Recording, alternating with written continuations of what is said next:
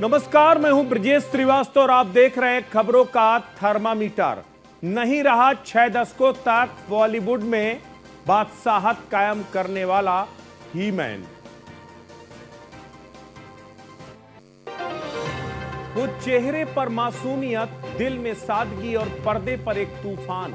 वो सितारा जिसने हिंदी सिनेमा को मर्दानगी, मोहब्बत और मेहनत की एक अलग पहचान दी। आज हम बात कर रहे हैं ही मैन ऑफ बॉलीवुड की, धर्मेंद्र, जो अब हमारे बीच नहीं रहे, लेकिन उनकी विरासत अमर है। वो सिर्फ पर्दे का हीरो नहीं था, वो हमारी दादी नानी की कहानियों का राजकुमार था, हमारे माँ बाप के सपनों का हीरो था, हमारी माताओं की धड़कनों का अधूरा ख्वाब था। धर्मेंद्र सिंह देओल, जिसे दुनिया धर्मेंद्र कहकर पुकारती थी, वो एक ऐसा सितारा था जो कभी चमकने की कोशिश नहीं करता था, फिर भी आसमान का सबसे बड़ा तारा बन जाता था। उसकी मुस्कान में सादगी थी, उसकी आंखों में मोहब्बत थी, उसके व्यक्तित्व में एक ऐसी मानवीय गर्माहट थी जो आज की पीढ़ी शायद सिर्फ किस्सों में ही सुनेगी। 89 साल की उम्र में आखिरकार एक्टर धर्मेंद्र का निधन हो गया। एक ऐसा किरदार जिसने लंबा वक्त भारतीय सिनेमा को दिया, एक ऐसा किरदार जिसने अपने लिए अलग अलग समय में अलग अलग किरदार चुने। कभी वो ही मैन बना, कभी वो एक इमोशनल हीरो बना, कभी लविंग और चार्मिंग एक्टर के तौर पर उसने अपनी पहचान बनाई। इस तरीके से अलग अलग किरदार में धर्मेंद्र ने अपनी अलग पहचान बनाई। एक वक्त था, एक हेडमास्टर का बेटा किसी ने सपने में नहीं सोचा था, उसने खुद सपने में नहीं सोचा था कि कभी वो बॉलीवुड का सुपरस्टार बनेगा और इतने लंबे अरसे तक, इतने लंबे समय तक वो हिंदी सिनेमा का सिरमौर बनेगा।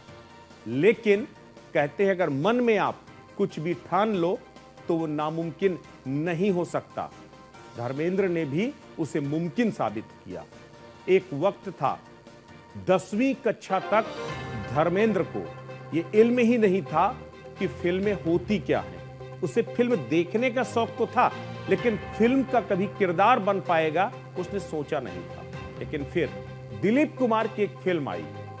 दिलीप कुमार की एक फिल्म ने धर्मेंद्र की जिंदगी बदल दी और उसके बाद तो ऐसी दीवानगी बढ़ी कि क्लास बंक करके भी वो फिल्में देखने लगा और दिन रात सपने देखने लगा कि क्या मैं भी कभी इस रुपहले पर्दे पर एक अभिनेता का किरदार निभाऊंगा। और आखिरकार वो सपना सच भी हुआ। इसीलिए कहते हैं सपने सच होते हैं। 89 साल की उम्र में धर्मेंद्र ने आज अंतिम सांस ली है। उनका अंतिम संस्कार मुंबई के विले पार्ले शमशान भूमि में हुआ। धर्मेंद्र के पिता, माफ कीजिएगा, धर्मेंद्र के अंतिम संस्कार में बहुत ही सिलेक्टिव सेलेब शामिल हुए। दरअसल परिवार ने आखिरी समय तक भी धर्मेंद्र की मौत की पुष्टि नहीं की, लेकिन ही मैन को सितारों ने आखिरी विदाई गमगीन होकर के दी। अमिताभ बच्चन, सलमान खान। अमिताभ बच्चन के लिए तो अपने आप में धर्मेंद्र, जय और वीरू की जोड़ी जो अपने आप में हिंदी सिनेमा के लिए अमर थी, अमिताभ बच्चन के लिए तो व्यक्तिगत बहुत बड़ा आघात था। अमिताभ बच्चन, सलमान खान, आमिर खान, संजय दत्त, रणबीर, दीपिका जैसे ना जाने कितने स्टार्स धर्मेंद्र के अंतिम संस्कार में शामिल हुए, उन्हें अंतिम विदाई देने के लिए शामिल हुए। और केवल एक्टर और एक्ट्रेस ही नहीं, बल्कि देश का सियासी जगत भी गम में डूब गया। राष्ट्रपति द्रौपदी मुर्मू, प्रधानमंत्री नरेंद्र मोदी, गृह मंत्री अमित शाह, मुख्यमंत्री योगी आदित्यनाथ के साथ ही नेता प्रतिपक्ष राहुल गांधी ने भी अभिनेता धर्मेंद्र को श्रद्धांजलि दी। पीएम मोदी ने दिग्गज अभिनेता धर्मेंद्र के निधन को एक युग के अंत का संकेत कहा। उन्होंने लिखा एक्स पर, उन्होंने लिखा कि धर्मेंद्र जी का निधन भारतीय सिनेमा के एक युग का अंत का प्रतीक है। वो एक प्रतिष्ठित फिल्म हस्ती थे, एक अद्भुत अभिनेता जिन्होंने हर किरदार में गहराई और आकर्षण भरा। विभिन्न भूमिकाओं को निभाने का उनका अंदाज अनगिनत लोगों के दिलों को छू जाता था। धर्मेंद्र जी को उनकी सादगी, विनम्रता और गर्मजोशी के लिए उतना ही सराहा जाता था। इस दुख की घड़ी में मेरी संवेदनाएं उनके परिवार, मित्रों और असंख्य प्रशंसकों के साथ हैं। ओम शांति। कुछ इसी तरह नेता प्रतिपक्ष राहुल गांधी ने भी अपने शोक संदेश में कहा कि महान अभिनेता धर्मेंद्र जी के निधन का समाचार अत्यंत दुखद है। भारतीय कला जगत के लिए यह अपूरणीय क्षति है। सिनेमा में लगभग 7 दशकों के उनके अद्वितीय योगदान को हमेशा सम्मान और मोहब्बत के साथ याद रखा जाएगा। धर्मेंद्र जी को अपनी भावभीनी श्रद्धांजलि अर्पित करता हूं। इस दुख की घड़ी में मेरी संवेदनाएं उनके शोकाकुल परिवार, मित्रों और प्रशंसकों के साथ हैं। बॉलीवुड के कई अभिनेताओं ने भी धर्मेंद्र के निधन पर, कई राजनेताओं ने भी उनके निधन पर शोक संवेदना व्यक्त की। जरा आपको वो भी सुनाते हैं। जिस प्रकार से फिल्मी दुनिया में अपना रोल अदा किया, वो हर दौर में अपने आप में एक अनूठे, बेहद लोकप्रिय और उनके समय के सर्वाधिक सुपरहिट हीरो में से एक रहे। कई फिल्मों में अद्भुत अक्खड़पन, भोलापन, नटखटपन और शोले जैसी ऐसी कई सारी पिक्चर में उनके अभिनय को जीवन भर कोई भूल नहीं सकेगा। आज एक ऐसा इंस्पिरेशन जिसमें जेन्युइनली फट्टा टाकी से लेके, शोले से लेके, धर्मवीर से लेके, चुपके चुपके से लेके, सत्यकाम से लेके, आंखें से लेके, कितने नाम लिए जाएं। और जब हमारा इंडस्ट्री में हमें एडमिशन मिला तो उस समय सनी पाजी, सनी भैया, बॉबी भैया, उनसे हमारा हमेशा रिश्ता भाई भाई का रहा। लेकिन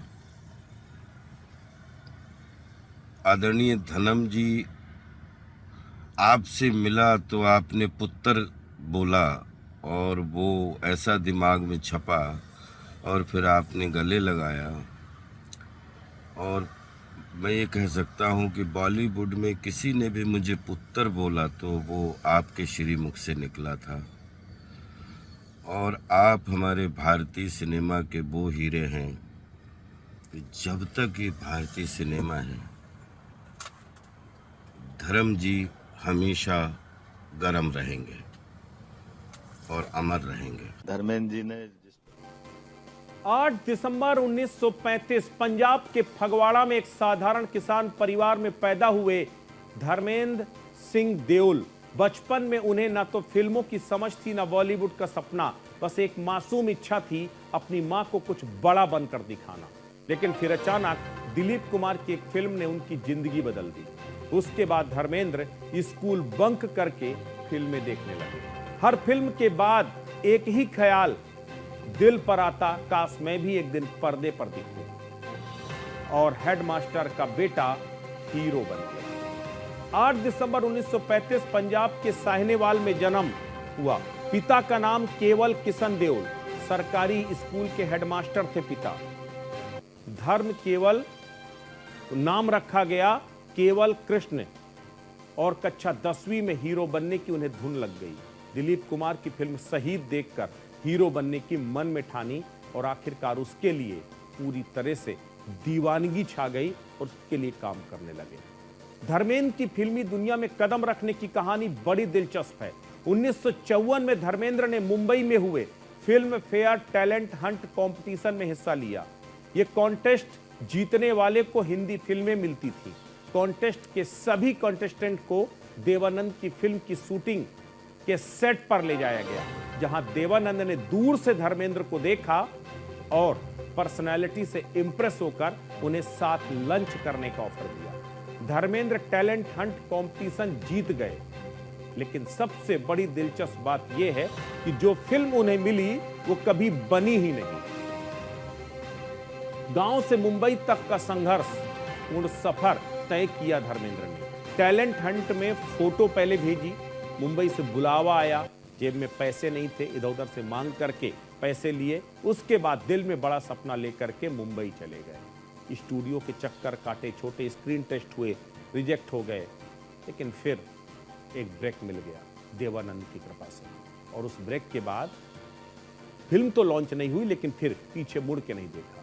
लेकिन धर्मेंद्र के मन में हीरो बनने की ललक ऐसी लगी थी कि वो कुछ भी करने को तैयार थे। इसके लिए वो मुंबई में रहने लगे।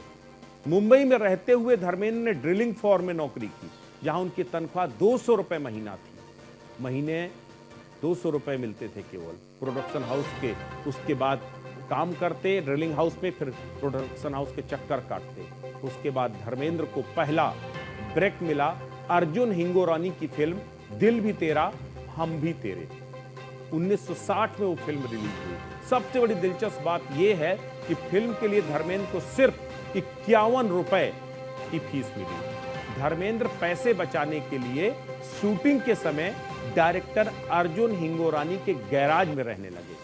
शूटिंग की आखिरी समय में धर्मेंद्र को पीलिया हो गया, उनका वजन बेहद कम हो गया और इसी शर्मिंदगी में वो अपनी पहली फिल्म के प्रीमियर में नहीं गए, क्योंकि उन्हें लग रहा था वो इतने पतले हो चुके हैं कि लोग उन्हें नापसंद कर देंगे। इसलिए प्रीमियर के बीच में ही निकल गए। लेकिन हुआ क्या, एक चमत्कार हुआ। फिल्म रिलीज हुई और उस फिल्म ने ऐसा जादू किया कि धर्मेंद्र को देश भर में पहचान मिल गई। पहली फिल्म हिट रही और यहीं से शुरू हुआ धर्मेंद्र का फिल्मी सफर। तो हिंदी सिनेमा को वहीं से एक नया अभिनेता मिला। बंदनी में अलग अलग किरदार में उन्होंने अलग अलग भूमिकाएं अदा की। बंदनी में साइलेंट लवर, अनपढ़ में जिम्मेदार पति, हकीकत में देशभक्त जवान। धर्मेंद्र हर रोल में फिट बैठते चले गए। एक अनोखा कॉम्बिनेशन दिखा, हीरो जैसा चेहरा, देहात की सादगी और जेंटलमैन जैसा। उनका अपनी पर्सनैलिटी जो देखते ही दिल जीत लेता था। इन्हीं खूबियों की वजह से तमाम प्रोड्यूसर्स के चहेते बन गए धर्मेंद्र को सबसे खूबसूरत एक्टर यूं ही नहीं कहा जाता। अपने पूरे करियर में धर्मेंद्र का नाम कई खूबसूरत अभिनेत्रियों के साथ भी जुड़ा। सिर्फ 19 साल की उम्र में धर्मेंद्र की शादी प्रकाश कौर से हो गई थी। इस शादी से धर्मेंद्र के 4 बच्चे, सन्नी, बॉबी, अजैता और विजेता, ये 4 बच्चे हुए। उसके बाद मीना कुमारी के साथ भी धर्मेंद्र का रिश्ता खूब जुड़ा। मीना कुमारी और धर्मेंद्र मैं भी लड़की हूं की शूटिंग कर रहे थे। इसी दौरान मीना कुमारी उन्हें पसंद करने लगी। उसी समय मीना कुमारी और उनके पति कमाल अमरोही के रिश्तों में दरार आ चुकी थी। मीना कुमारी धर्मेंद्र को इस कदर पसंद करती थी कि हर प्रोड्यूसर के सामने उन्होंने एक ही शर्त रखी, अगर फिल्म के हीरो धर्मेंद्र होंगे तभी वो फिल्म करेंगे। मीना कुमारी की शर्त के बाद धर्मेंद्र को उनके साथ पहली फिल्म पूर्णिमा 1965 में मिली, काजल 1965 में, मछली दीदी, बहारों की मंजिल जैसी तमाम फिल्में धर्मेंद्र ने मीना कुमारी के साथ किया और देखते ही देखते धर्मेंद्र स्टार बन गए। यानी मीना की मोहब्बत ने धर्मेंद्र को स्टार बना दिया। हालांकि कुछ समय बाद धर्मेंद्र और मीना कुमारी का रिश्ता टूट गया और बॉलीवुड का लवर बॉय अपने आप में एक नए अवतार में नजर आने लगा। जिस तरीके से धर्मेंद्र और मीना कुमारी का रिश्ता था और उसके बाद जब मीना कुमारी से ब्रेकअप हुआ तो मीना कुमारी से ब्रेकअप के बाद धर्मेंद्र का दिल ऐसा टूटा कि रोमांस का किंग था वो एक्शन फिल्मों का नायक बन गया और कहलाने लगा ही मैन। 60 से 70 के दशक के बीच धर्मेंद्र की छवि एक रोमांटिक हीरो की थी। 1967 में धर्मेंद्र की फिल्म फूल और पत्थर आई। इस फिल्म में धर्मेंद्र पहली बार एक्शन करते हुए नजर आए। उन्होंने बतौर एक्शन हीरो अपनी छवि बना ली। 1976 से 84 के बीच धर्मेंद्र ने कई हिट फिल्में दी, वो भी एक्शन की, जिसने धर्मेंद्र को ही मैन बनाया। अगर बात करें उन फिल्मों की तो धर्मवीर, आजाद, कातिलों का कातिल, गजब, राजपूत, बगावत, मैं इंतकाम लूंगा, जॉनी, दोस्त, धर्म और कानून, जीने नहीं दूंगा, राज तिलक जैसी वो तमाम हिट फिल्में थी जिसने धर्मेंद्र को ही मैन का किरदार दे दिया।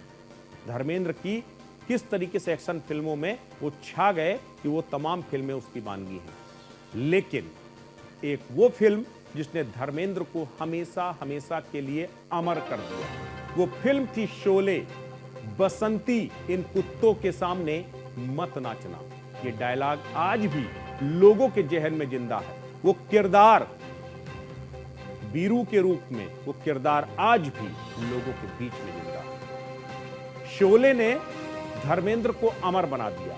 1975 में आई ब्लॉकबस्टर फिल्म शोले, धर्मेंद्र ने निभाया वीरू का किरदार।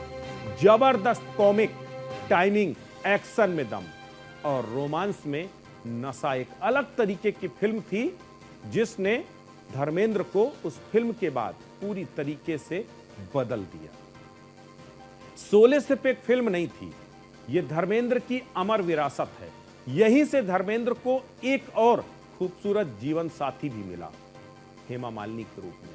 धर्मेंद्र और हेमा मालिनी की पहली मुलाकात 1965 में फिल्म आसमान महल के प्रीमियर में हुई। उस वक्त धर्मेंद्र सुपरस्टार थे और हेमा एक फ्लॉप फिल्म की नायिका थी। धर्मेंद्र ने हेमा मालिनी को देखा और पहली ही नजर में देखकर पसंद कर लिया। ठीक वैसा ही जैसा मीना कुमारी ने धर्मेंद्र को देख करके पसंद किया था और धर्मेंद्र की सफलता में मीना कुमारी का योगदान था, ठीक वैसे ही धर्मेंद्र ने हेमा मालिनी को पहली नजर में पसंद कर लिया। और उसके बाद 1970 में तुम हसीन मैं जवान फिल्म में हेमा मालिनी के साथ धर्मेंद्र ने वो फिल्म की। दोनों एक दूसरे को वहीं से पसंद करने लगे और उसके बाद ये जोड़ी पर्दे पर, फिल्मी पर्दे पर हिट हो गई। उन्होंने सीता और गीता, राजा जानी, शोले, ड्रीम गर्ल जैसी कई हिट फिल्मों में साथ काम किया। फिल्म शोले की शूटिंग के दौरान ही दोनों की नजदीकियां बढ़ी और 1980 में दोनों ने शादी कर ली। 1965 में धर्मेंद्र हेमा मालिनी के बीच पहली मुलाकात होती है। धर्मेंद्र हेमा पर फिदा होते हैं। तुम हसीन मैं जवान फिल्म पर दोनों साथ साथ काम करते हैं। उसके बाद कई फिल्मों में दोनों एक साथ काम करते हैं, दोनों बेहद नजदीक आते जाते हैं और आखिरकार शोले की फिल्म आते आते दोनों शादी कर लेते हैं। धर्मेंद्र हेमा के प्यार में इस कदर पागल थे कि उन्होंने हेमा से शादी के लिए इस्लाम तक कबूल कर लिया। यह बेहद दिलचस्प कहानी है। धर्मेंद्र शादीशुदा थे, जिसकी वजह से हेमा के परिवार वाले उनकी शादी के खिलाफ थे। धर्मेंद्र से हेमा का ध्यान हटाने के लिए हेमा के परिवार ने उनकी शादी जितेंद्र से तय कर दी। दोनों की सगाई होने वाली थी, लेकिन तब धर्मेंद्र ने एक विलेन का रोल निभाया। धर्मेंद्र जितेंद्र की गर्लफ्रेंड शोभा को लेकर हेमा के घर पहुंच गए और सगाई रोक दी। हेमा से शादी के लिए धर्मेंद्र पहली पत्नी प्रकाश कौर को तलाक देना चाहते थे, लेकिन पत्नी ने तलाक नहीं दिया तो धर्मेंद्र ने इस्लाम कबूल कर हेमा मालिनी को दूसरी पत्नी का दर्जा दे दिया। दोनों की शादी विवादों में रही। इस शादी से कपल को दोनों बेटियां, मतलब 2 बेटियां हुई, ईशा और अहाना। हेमा मालिनी धर्मेंद्र इंडस्ट्री के सबसे कामयाब जोड़ियों में गिने जाते हैं।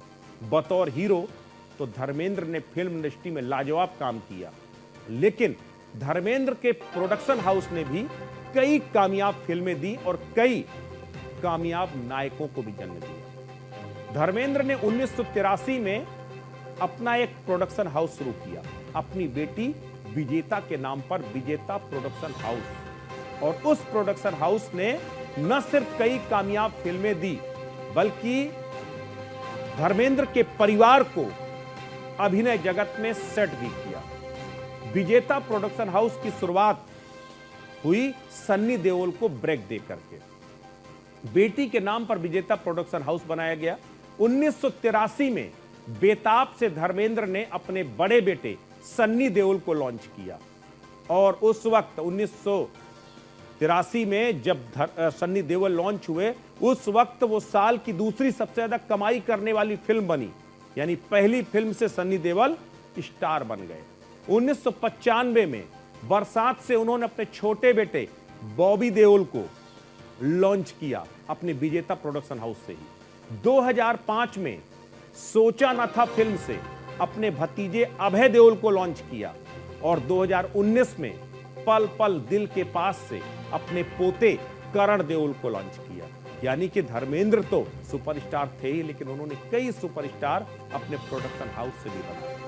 केवल फिल्मी पर्दे पर ही नहीं, बल्कि सियासी मैदान में भी धर्मेंद्र ने चमकदार पारी खेली। धर्मेंद्र राजनीति में 2004 में आए, राजनीति में आए, बीकानेर से सांसद चुने गए, बेहद कम बोले, बहुत ज्यादा संसद में पार्टिसिपेट नहीं किया, लेकिन ईमानदारी से जितने समय रहे काम किया। उसके बाद उन्होंने कहा कि राजनीति मुझे सूट नहीं करती और क्विट कर लिया उन्होंने।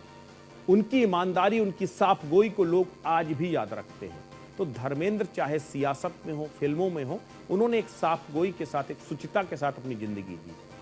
आज जब हम उनकी जिंदगी के पन्ने पलटते हैं तो एहसास होता है कि फिल्में तो खत्म हो जाती हैं, शो बंद हो जाते हैं, लेकिन कुछ लोग दिल में हमेशा जिंदा रखते हैं। धर्मेंद्र वो एक हीरो नहीं, एक युग था, एक फीलिंग थी, एक ऐसी याद जो भारत की नसों में हमेशा बहती रही। धर्मेंद्र एक ऐसा किरदार थे जिन्होंने अपने हर एक किरदार को पूरी संजीदगी के साथ जिया। धर्मेंद्र ने बॉलीवुड में एक ट्रेंड, एंग्री यंग मैन का एक ऐसा ट्रेंड कायम किया। आप सोचिए, जो ट्रेंड सन्नी देओल के गदर में आपको दिखाई दिया, जो आपके बॉबी देओल की फिल्मों में दिखाई दिया, वो ट्रेंड कहीं ना कहीं धर्मेंद्र ने सेट किया था, जो उनके बच्चों ने जिसको सक्सेसफुली अडॉप्ट किया। या फिर अगर कहें कि धर्मेंद्र ने बॉलीवुड में या हिंदी सिनेमा में हॉलीवुड वाला टच ला करके एक सक्सेस का वो फार्मूला बनाया, जिस फार्मूले ने हिंदी सिनेमा को जबरदस्त कामयाबी दी। एक वक्त अगर किसी अभिनेता के लिए माना जाता था कि एक अभिनेता है तो रोमांस करता था, वो बिल्कुल साइलेंस जोन में एक्टिंग करता था। लेकिन जब धर्मेंद्र ने एंग्री यंग मैन के तौर पर जब एक्शन फिल्मों में एंट्री किया, वो अपने आप में एक तारीख बन गया। और किस तरीके से उन्होंने अपने किरदार को बदला, उसके बाद जो आता गया उसने उस किरदार को फॉलो किया। अपने आप में धर्मेंद्र बॉलीवुड नहीं, एक्टिंग की एक अपने आप में पाठशाला थी, और उस पाठशाला को पढ़ करके, सीख करके ना जाने कितने नायाब हीरे तरासे गए और उसके बाद आगे निकल के आए। धर्मेंद्र की जो रियल लाइफ की जिंदगी है वो भी बेहद इंटरेस्टिंग थी। धर्मेंद्र ने अपने दोनों परिवारों के बीच में, तमाम तलखियों के बीच भी सामंजस्य बनाया। इसके साथ अपने पूरे परिवार की सारी जिम्मेदारियों को निर्वहन किया। वो बॉलीवुड के लिए अपने आप में एक ऐसा किरदार है जिस किरदार को कभी भूला नहीं जा सकता। आज भले ही मैन हमारे बीच में ना हो, लेकिन उनकी यादें बॉलीवुड में हमेशा रहेंगी, और वो अपनी अलग अलग फिल्मों के किरदारों के जरिए हमारे और आपके बीच में हमेशा जिंदा रहेंगे। तो धर्मेंद्र और कहीं ना कहीं बीरू पाजी को उनका आखिरी विदाई। नमस्कार।